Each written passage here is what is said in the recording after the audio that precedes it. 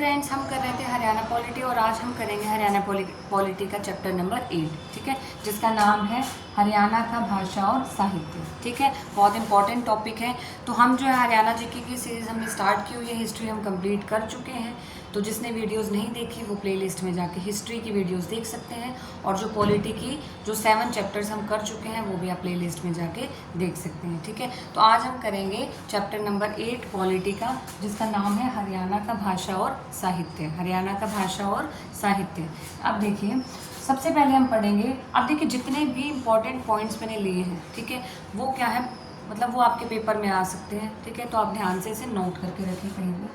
अब देखिए, हरियाणवी भाषा का विकास।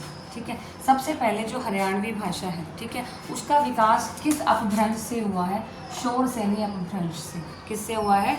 शोर सैनी अपभ्रंश से। ठीक है, उसके बाद देखिए हरियाणवी जो है, ठीक है, हरियाणवी क्या है? पश्चिमी हिंदी की उपभाषा। हरियाणवी क्या है? पश्चिमी हिंदी की उपभाषा। ठीक है, उसके बाद हरियाणा में जो है 6 प्रकार की बोलियां बोली जाती हैं। ठीक है, हरियाणा में कितने प्रकार की बोलियां बोली जाती हैं? 6 प्रकार की।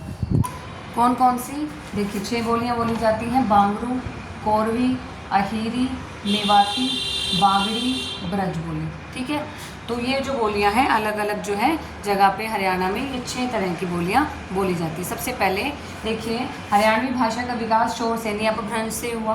अब हरियाणवी जो है, ठीक है, हरियाणवी को हम क्या कह सकते हैं? पश्चिमी हिंदी की उपभाषा है। पश्चिमी हिंदी की उपभाषा है। 6 बोलियां जो है बोली जाती हैं। बांगरू, कोरवी, अहीरी, मेवाती, बागड़ी और ब्रिज भाषा।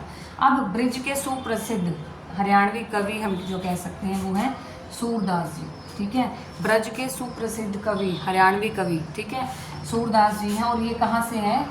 ये कहाँ से थे? सीही ग्राम से थे, जो कहाँ पड़ता है? बल्लभगढ़ में। ठीक है, अब है हरियाणा के सुप्रसिद्ध संत। हरियाणा के सुप्रसिद्ध संत किसे बोलते हैं? संत गरीबदास जी को। ठीक है, तो ये क्वेश्चन आ सकते हैं आपके पेपर में। तो ब्रज के सबसे पहले सुप्रसिद्ध हरियाणवी कवि हम किसे बोलते हैं? सूरदास जी। ठीक है, जो कहाँ से हैं? कहाँ से थे? सीही बल्लभगढ़ से।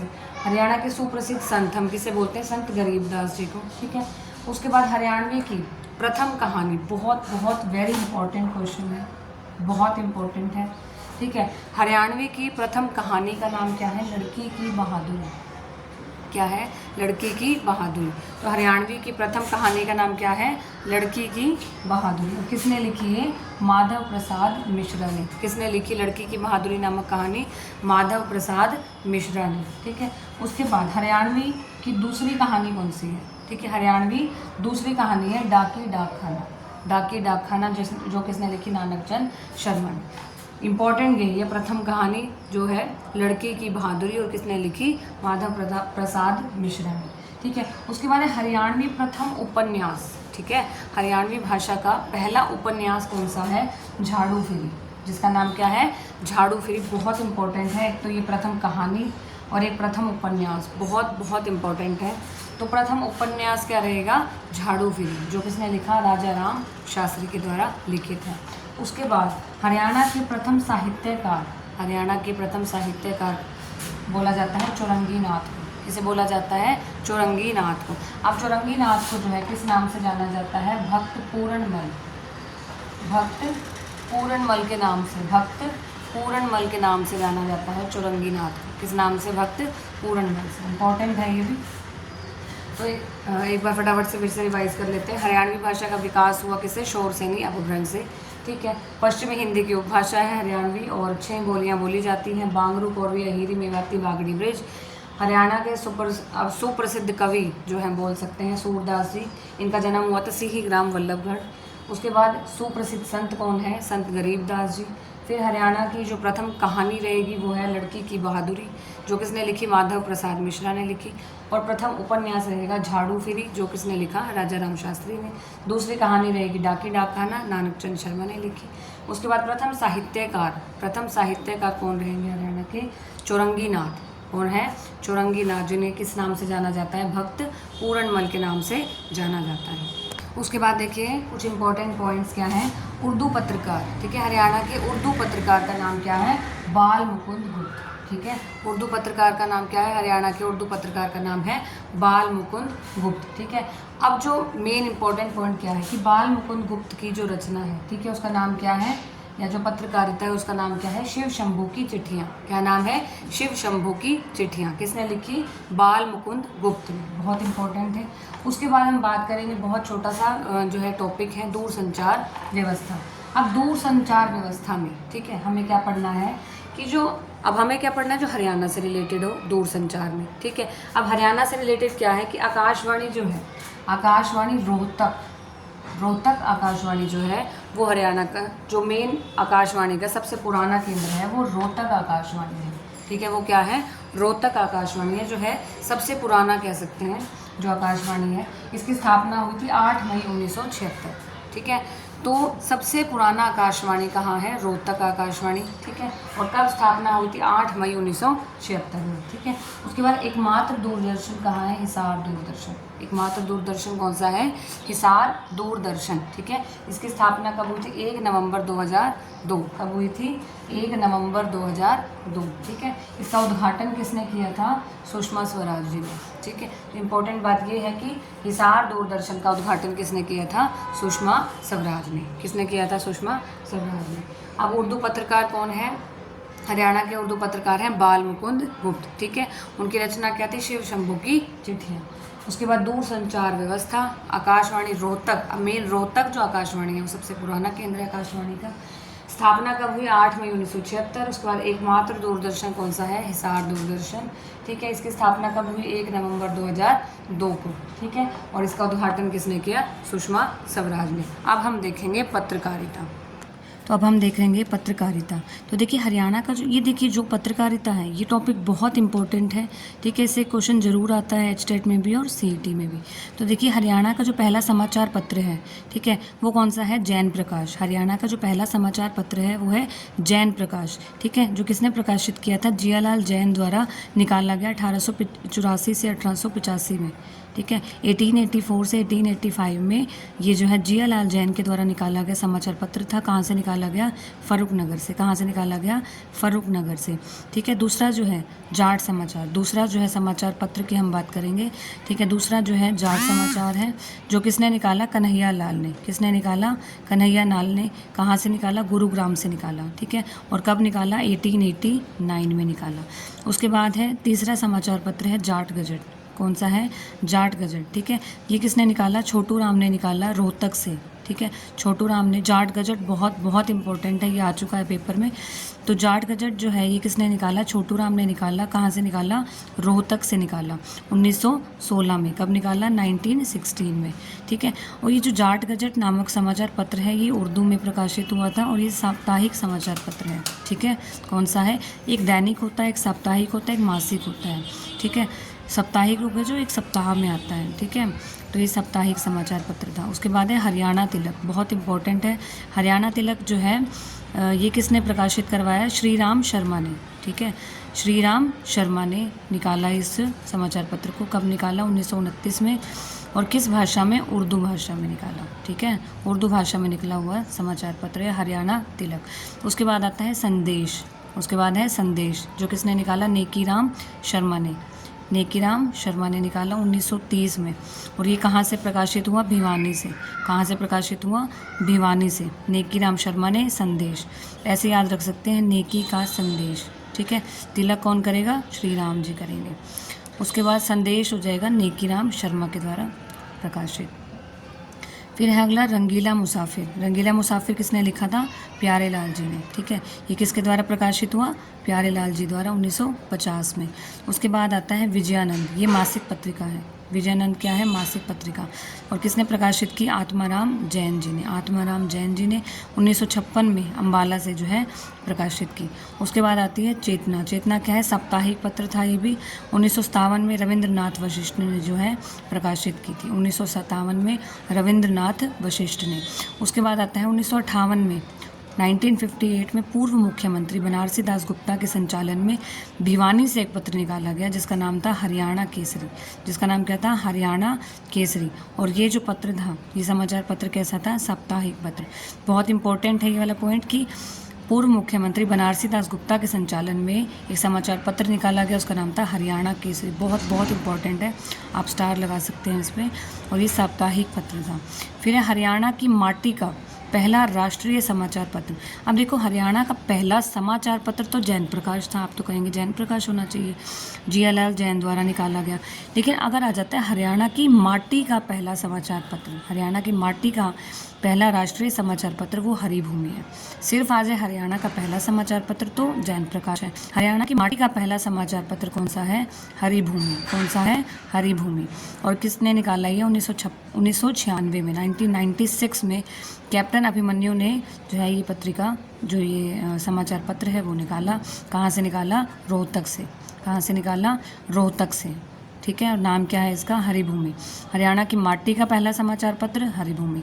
हरियाणा का पहला समाचार पत्र जैन प्रकाश, जो कि जियालाल जैन ने निकाला। ठीक है, आप साथ के साथ नोट भी करते जाएंगे, बहुत इंपॉर्टेंट है। उसके बाद है हरियाणा की प्रमुख पत्रिकाएं। उसके बाद हम करेंगे हरियाणा की प्रमुख पत्रिकाएं। ठीक है, अब देखिए सबसे पहले हम पढ़ेंगे हरियाणा शोध पत्रिका के बारे में। हरियाणा शोध पत्रिका, ठीक है, तो हरियाणा शोध पत्रिका जो थी वो प्रथम समाचार पत्रिका थी हरियाणा की। ठीक है, और कहाँ से निकाली गई? रेवाड़ी से। कहाँ से? रेवाड़ी से।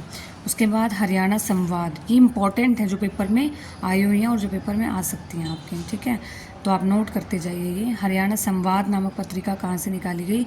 ये कौन निकालता है? जन सूचना विभाग द्वारा। शिक्षा विभाग कह सकते हैं, शिक्षा बोर्ड कह सकते हैं। ये क्वेश्चन आया हुआ है कि शिक्षा बोर्ड जो है, ठीक है, शिक्षा बोर्ड द्वारा प्रकाशित पत्रिका कौन सी है? हम बोलेंगे हरियाणा संवाद। ठीक है, हम बोलेंगे हरियाणा संवाद। और ये कब प्रकाशित की गई थी? 1976 में, जन सूचना विभाग व शिक्षा विभाग द्वारा। ठीक है, हरियाणा साहित्य अकादमी की प्रमुख पत्रिका कौन सी? साहित्य अकादमी अगर आ जाए, कौन सी? साहित्य अकादमी की प्रमुख पत्रिका आ जाए तो हरिगंधा। कौन सी है? हरिगंधा। ठीक है, उसके बाद संस्कृत अकादमी की अगर प्रमुख पत्रिका आ जाए तो हरिप्रभा। संस्कृत अकादमी की कौन सी है? हरिप्रभा। कौन सी है? हरिप्रभा। पंजाबी अकादमी की आ जाए तो शब्द बूंद। पंजाबी अकादमी की कौन सी है? शब्द बूंद। उर्दू अकादमी की कौन सी है? जमुना तट। उर्दू अकादमी की है जमुना तट। उसके बाद एक पॉइंट है कि प्रथम साहित्य अकादमी पुरस्कार किसको मिला? अशोक भाटिया को मिला। किसको मिला? प्रथम साहित्य अकादमी पुरस्कार मिला अशोक भाटिया को, 1991 में मिला। और उनकी रचना थी समुद्र का संसार। उनकी रचना क्या थी? समुद्र का संसार। उसके बाद जो पत्रिका है कथा समय व सप्त सिंधु, बहुत इंपॉर्टेंट है। कथा समय व सप्त सिंधु नामक पत्रिका, ठीक है, ये पत्रिका किस अकादमी की है? हरियाणा ग्रंथ अकादमी की मासिक पत्रिका। तो ये ग्रंथ अकादमी की अगर पत्रिका आ जाती है तो कथा समय व सप्त सिंधु। ठीक है, और शोध पत्रिका जो है वो प्रथम समाचार पत्रिका थी, जो रेवाड़ी से निकाली गई। शोध पत्रिका प्रथम समाचार पत्रिका। और ग्रंथ अकादमी की मासिक पत्रिका है सप्त सिंधु। एक ये भी इम्पोर्टेंट है, साहित्य अकादमी की प्रमुख पत्रिका है हरिगंधा, संस्कृत की है हरिप्रभा, पंजाबी की है शब्द बूंद और उर्दू की है जमुना तट। उर्दू की क्या है? जमुना तट। आप एक बार इसे फटाफट से नोट कर लीजिए, पॉज करके नोट कर लीजिए जल्दी से। एक ये हमें करना है कि जो साहित्य अकादमी हमने पढ़ी, ठीक है, इनके निर्देशक कौन हैं? इनके निर्देशक हैं साहित्य अकादमी के। ये क्वेश्चन आ जाते हैं। ठीक है, करंट की बात करें, साहित्य अकादमी के निर्देशक रहेंगे धर्मदेव विद्यार्थी। ठीक है, तो ये कब अपॉइंट हुए? 2024 में। ठीक है, तो साहित्य अकादमी के जो निर्देशक रहेंगे धर्मदेव विद्यार्थी। संस्कृत अकादमी के रहेंगे दिनेश शास्त्री जी। पंजाबी अकादमी के रहेंगे सुनील वशिष्ठ जी। और उर्दू अकादमी के रहेंगे चंद्र त्रिखा जी। उर्दू अकादमी के चंद्र त्रिखा जी। साहित्य अकादमी के धर्मदेव विद्यार्थी, संस्कृत के दिनेश शास्त्री, पंजाबी के सुनील वशिष्ठ और उर्दू अकादमी के चंद्र त्रिखा। आई होप आपको ये टॉपिक जो है सही लग रहा होगा, इजी लग रहा होगा। आप नोट्स बनाते रहिए, बहुत इंपॉर्टेंट है ये टॉपिक। तो पॉज करके एक बार फटाफट से नोट कर लीजिए। अब देखिए हम करेंगे चैप्टर नंबर 9, ठीक है, जिसका नाम है पुरस्कार व सम्मान। ठीक है, पुरस्कार और सम्मान के बारे में जो है पढ़ेंगे। देखिए सबसे पहले हम देखेंगे खेल पुरस्कार। ठीक है, सबसे पहले हम देखेंगे खेल पुरस्कार कौन कौन से हैं। ठीक है, और इनसे रिलेटेड जो है क्वेश्चन कैसे आता है। ठीक है, अब देखिए पहला जो पुरस्कार है वो है भीम पुरस्कार। ठीक है, पहले पुरस्कार का नाम क्या है? भीम पुरस्कार। क्या है? भीम पुरस्कार। ठीक है, अब देखिए ये जो भीम पुरस्कार है, ठीक है, ये जो है हरियाणा का सर्वोच्च खेल पुरस्कार माना गया है।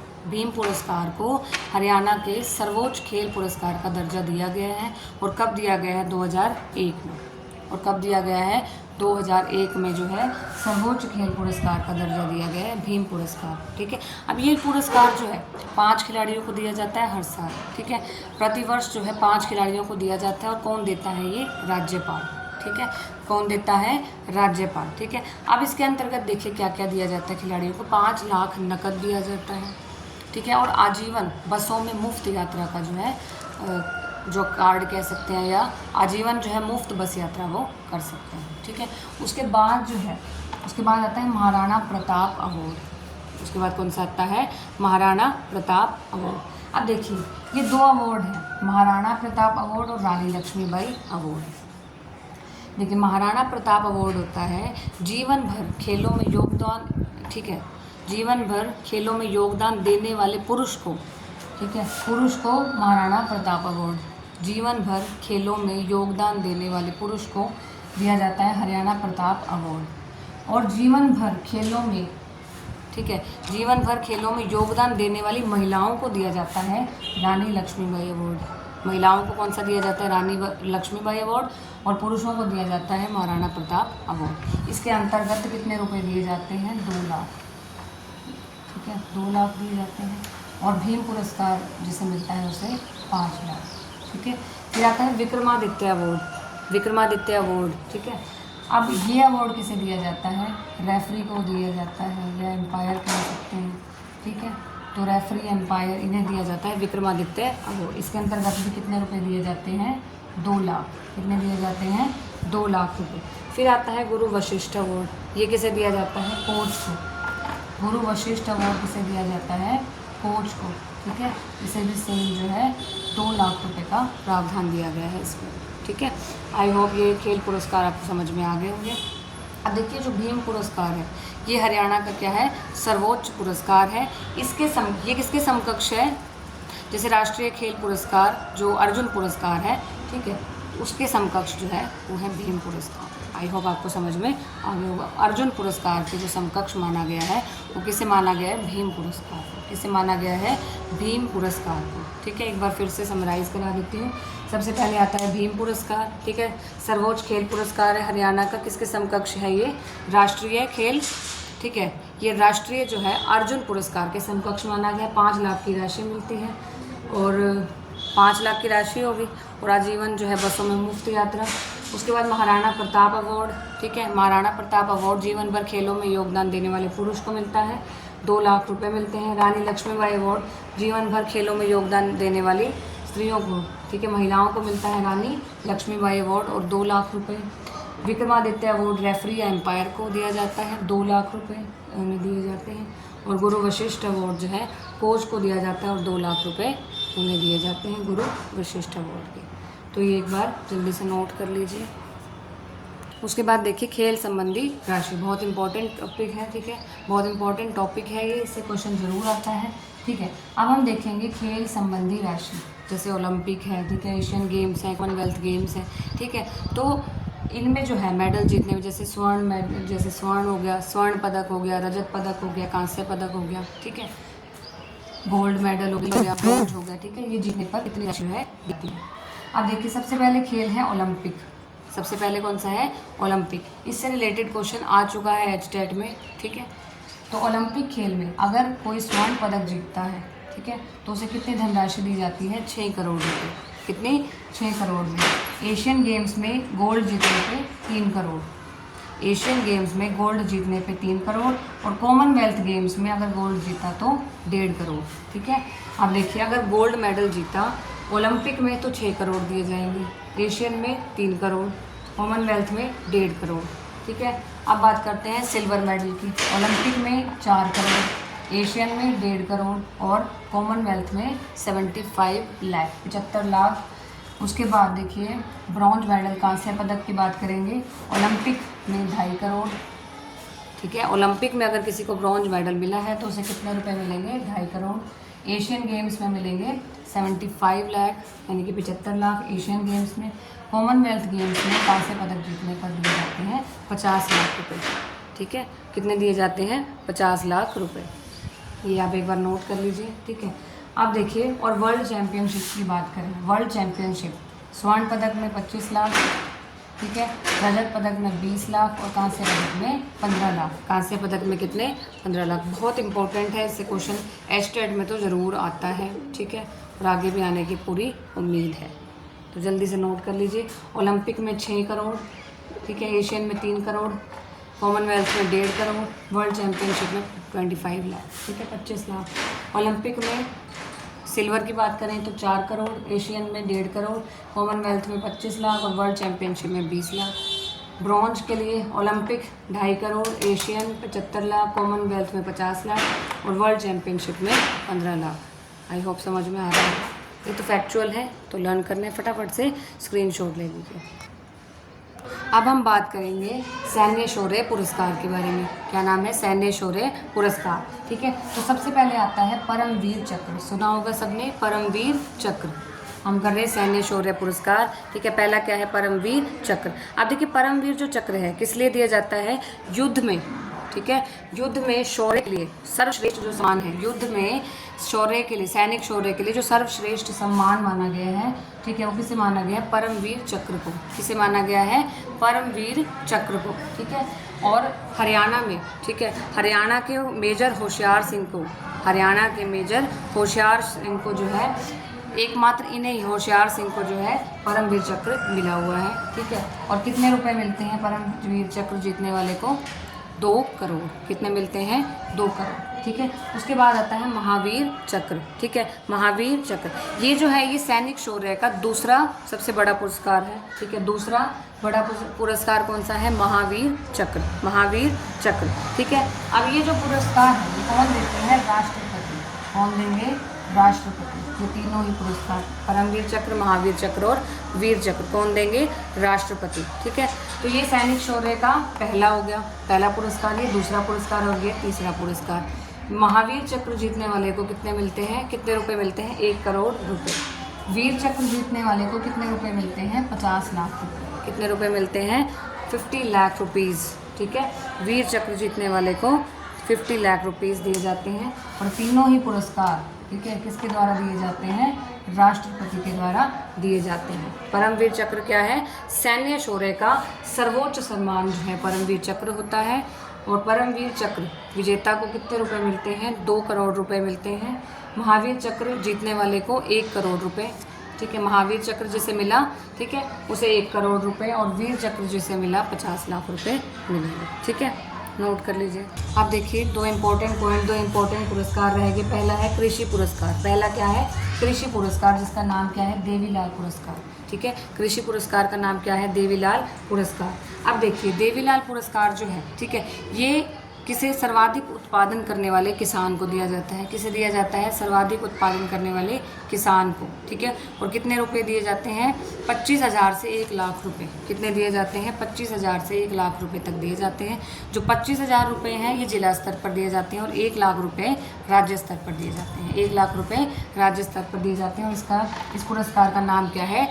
देवीलाल पुरस्कार। क्या है? देवीलाल पुरस्कार, ठीक है। उसके बाद दूसरे नंबर पे है पशुधन विकास पुरस्कार। क्या है? पशुधन विकास पुरस्कार। अब ये किस लिए दिया जाता है? दुधारू मुर्रा भैंसों को, दुधारू मुर्रा भैंसों को संरक्षित करके पालने हेतु, दुधारू मुर्रा भैंसों को संरक्षित करके पालने हेतु दिया जाता है पशुधन विकास पुरस्कार, ठीक है। तो इस पुरस्कार के अंतर्गत कितने रुपए दिए जाते हैं? 1,000 से 6,000 रुपये दिए जाते हैं। 1,000 से 6,000 रुपये दिए जाते हैं, ठीक है। तो परमवीर चक्र 2 करोड़, महावीर चक्र, ठीक है, इसके तहत 1 करोड़ रुपए मिलते हैं। वीर चक्र जिसे मिले 50 लाख रुपए मिलते हैं। कृषि पुरस्कार को देवीलाल पुरस्कार भी कहा जाता है, ठीक है।